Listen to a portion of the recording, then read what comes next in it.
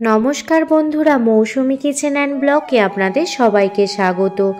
আজ আমি বানাবো চালের গুঁড়ো দিয়ে একটি ডিজাইনার পিঠের রেসিপি। চালের গুঁড়ো দিয়ে বানানো এই পিঠেটি এতটাই টেস্টি হয় যে একবার খেলে বারবার খেতে ইচ্ছা করবে এবং বানানোর পদ্ধতিও খুবই সহজ ও সাধারণ। তো চলুন বন্ধুরা দেখে নিন আজকের রেসিপিটি বানানোর জন্য প্রথমে পুর বানিয়ে নেব। তার জন্য দেখুন কড়াইতে পরিমাণ মতো খেজুরের গুড় দিয়ে দিলাম আর গুড়ের মধ্যে সামান্য পরিমাণ জল অ্যাড করে দিলাম। এবার গুড়টা যতক্ষণ না পর্যন্ত মেল্ট হয়ে যায় ততক্ষণ অপেক্ষা করব। দেখুন গুড়টা মেল্ট হয়ে গেছে এবং ফুটতে শুরু হয়ে গেছে।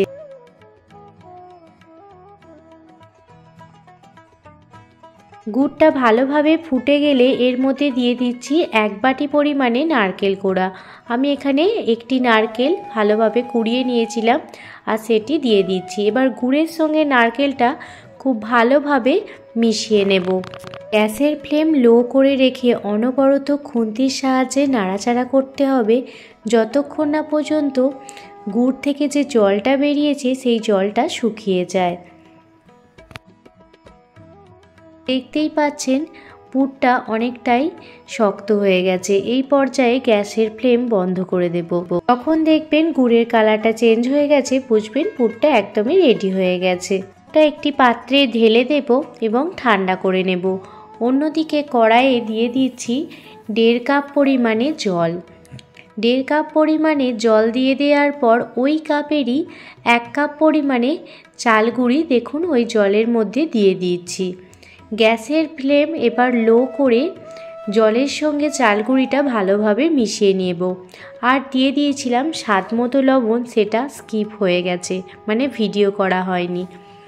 এবার দেখুন খুন্তির সাহায্যে খুব ভালোভাবে চাল গুঁড়োর সাথে জলটা মিশিয়ে নিচ্ছি। আর সব সময় খুন্তিটা নাড়াচাড়া করে যেতে হবে। দেখবেন খুব সুন্দর একটি চালের ডো তৈরি হয়ে গেছে। এখন চালের ডোটা অনেকটাই নরম। বা চালের ডোটা একটি পাত্রে ঢেলে নিয়ে ঠান্ডা করে নেব।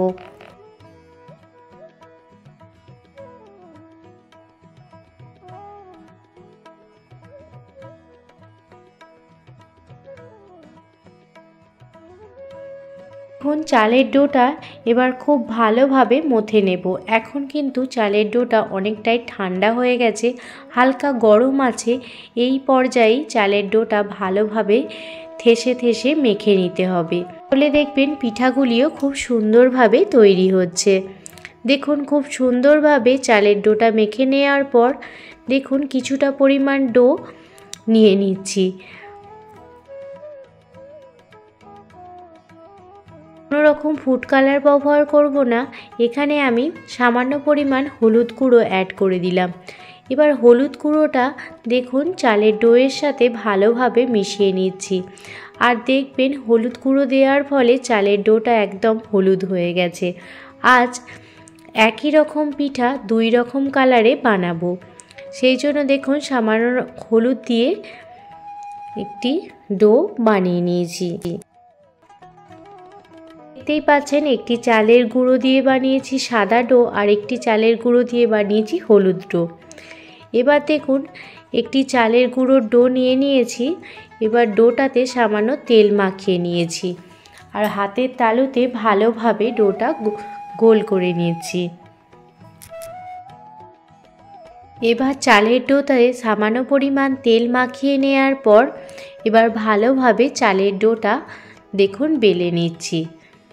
একটু 4-5টা ফেটে গিয়েছিল, কিন্তু তাতে কোনো সমস্যা নেই। দেখুন আমি এইভাবে চালের ডোটা ভালোভাবে বেলে নিয়েছি।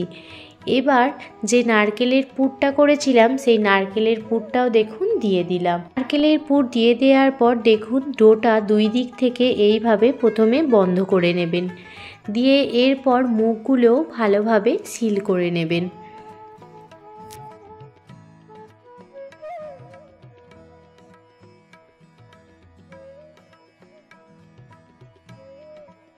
দেখতেই পাচ্ছেন চালের ডোটা কিভাবে আমি মুড়লাম।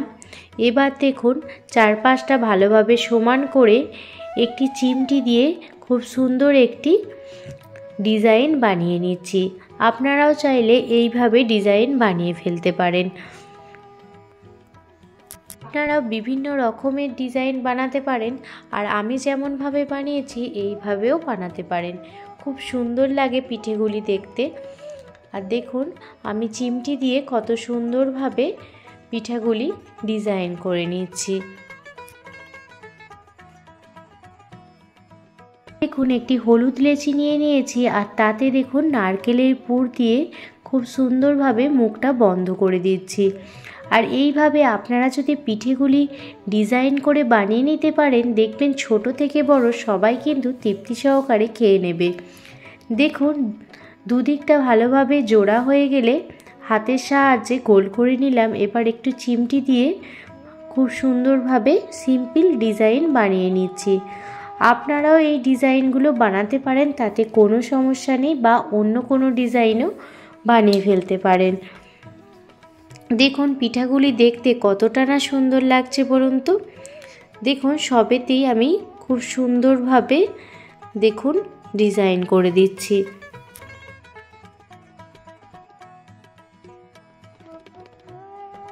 সাদা এবং হলুদ দুই রকমের পিঠাই বানানো হয়ে গেছে।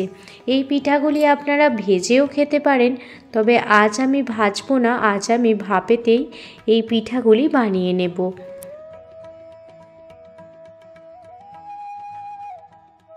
আপনাদের একটি পিঠা কাছ থেকেও দেখাচ্ছি। দেখুন পিঠাটি কতটা পারফেক্ট হয়েছে, আর ডিজাইনটাও কত সুন্দর লাগছে, তাই না?